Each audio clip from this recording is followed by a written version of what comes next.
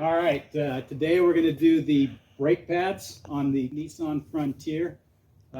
It's the SV model 4x4. So anyways, this thing right here is called the brake caliper. Okay? The brake pads are inside of that and they get squozen in there with a piston to stop on this rotor. Notice that the caliper is mounted on the side furthest away from the front bumper or closest to the back tires. And again, this is the right side of the truck. It actually says on the Frontiers right there, R for right. There's the rotor and the caliper. And I'm about to take it off. That's what this bucket's for. I'm going to set it on top of there. Because when you take it off, you don't want to strain this hose, right? So as you go in here, there's a bolt here. And there's a similar one down at the bottom. Here and here. So you just have to loosen these up. I've already loosened them up. They're finger tight right now. Just taking them out now by hand. They're pretty short. Now this will just come off. There it goes. All right. What is that, Walter? This is the caliper. We just removed it, and inside here are two pistons. And there's fluid in this line, brake fluid. And when that fluid pressure in there changes, when you push on the brake pedal, these pistons go in and out. And okay. They push the brake shoes, which are right here, the brake pads, against the rotor. Okay. Okay? Yeah. All right, so this is the brake pad that we pulled off the inside on the right side. And see this bar on there? That's the squealer. When the pad, this is the ceramic pad right here, the inside. When the pad wears down to this metal bar, this metal bar touches the rotor and makes a squealing sound. That's how you know it's time to change your brake pads. I'm not quite to the squealer.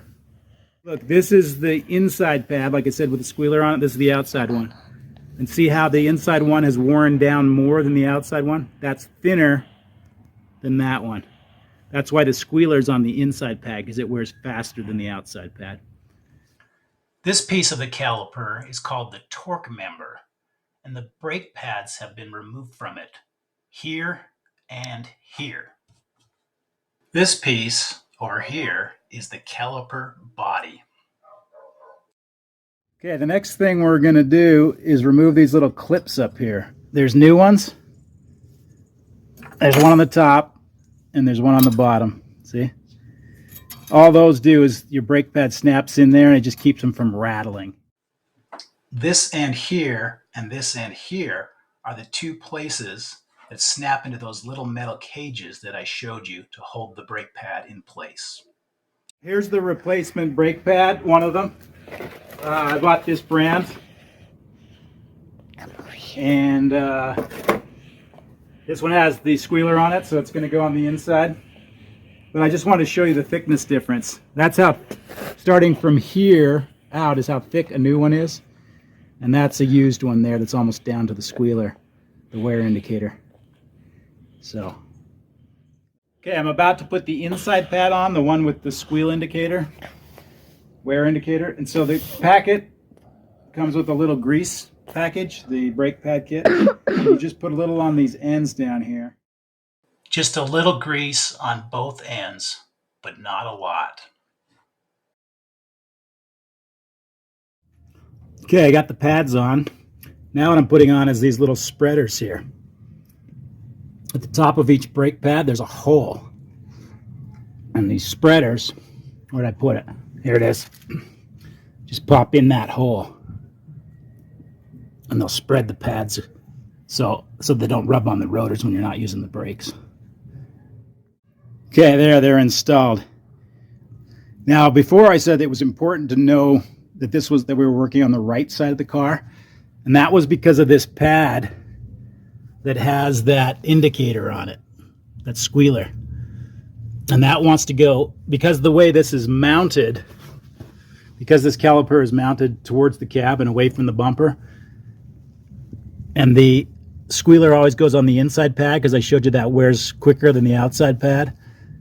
you want it where the rotor starts cutting up. As it comes up, you want it at that point. So that's why it's down. If this caliper was mounted on the other side, then you'd want the indicator on the inside top. All right, the new brake pads are installed. Now we've got to put the caliper back on. But the problem is these pistons are sticking out because the pads were thinner before, and so these pads are sticking out closer, so I need to compress these. And to do that, I'm going to take one of the old brake pads and put it up against there, and I'm going to take a clamp and clamp them until this pushes in. And to make that pushing in process easier, I'm going to open the hood and open up the reservoir for the brake fluid, so there's just a little less resistance in the line.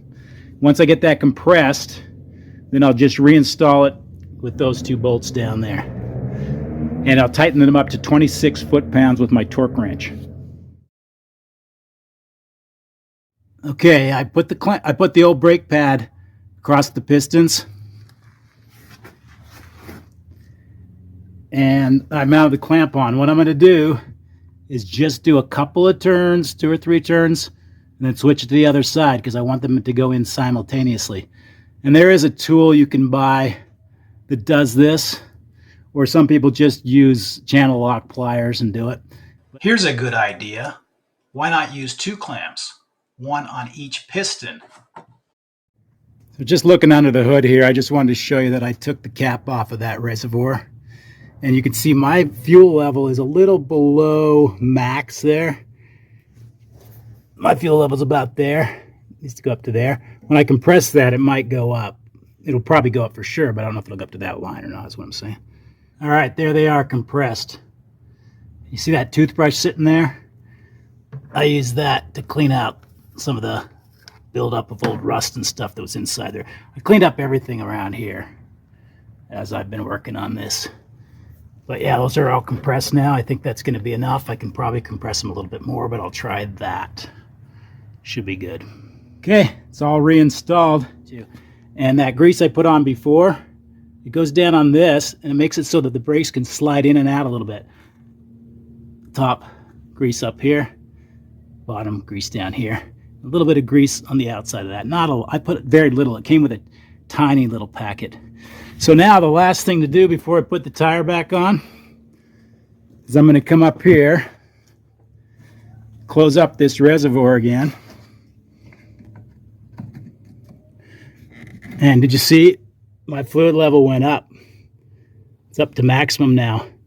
So maybe when I do the other side, the left side, we might end up with too much fluid in here. I might have to take a little out. Next thing I'm going to do is just come here inside the cab, and I'm just going to pump that brake pedal a couple times just to make sure. Yeah, it's kind of soft. There we go. For some more helpful information, take the time to read the description for this video. Don't forget to like and subscribe. All right, thanks.